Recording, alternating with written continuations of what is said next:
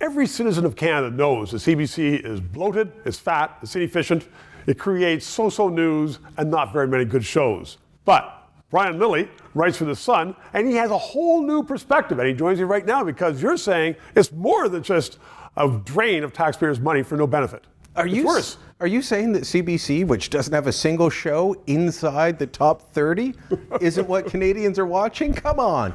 Look, CBC is a threat to every single media outlet in the country, not because of their existence, but because of... Not competition then. It's because of how they operate. Okay. You know, competition. As I said to a friend earlier today, saying that CBC competes with you is like saying we're going to run the 100-meter dash, but one guy's going to start on the 90-meter mark and the rest of us will start at 0, because they get $1.5 billion worth of subsidy every year. Now, for everyone screaming about the media bailout, which I'm no fan of, it's $595 million over 5 years. Trudeau's offered another... For everybody else in Canada. For everybody else. And Trudeau's offered another $400 million over 4 years just for CBC on top of the $1.5 billion. So they're rolling in money all the time. What do?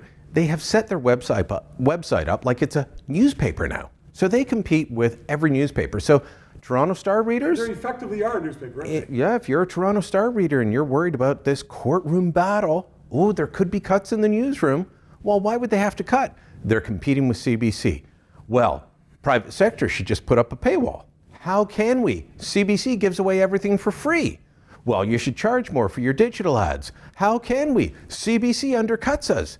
You know that in Britain, the BBC is not allowed to have ads on their website. If you're reading it here, you'll see ads. Yes. If you're reading it in Britain, you don't see ads. Let me take this one step further then. Do you think then that perhaps this is a nefarious way to knock out every other media outlet in Canada so that we have Pravda, CBC? It's the only one people watch or listen to. Look, I don't think that's the government plan. That wasn't the intention, but is it working out that way? It could end up that way. You know, one media exec that called me today about the column said they want to be last man standing.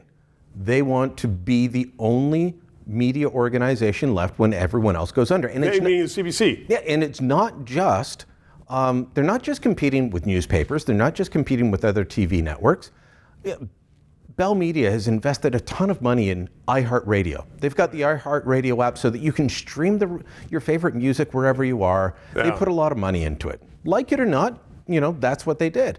CBC has CBC Listen. You can listen to Elton John or Beyonce all day on the taxpayer dime. Why?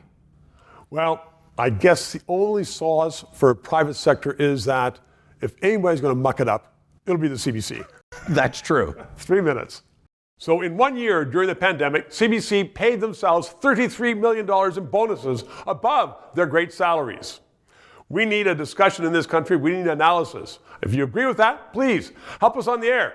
Press PayPal and subscribe.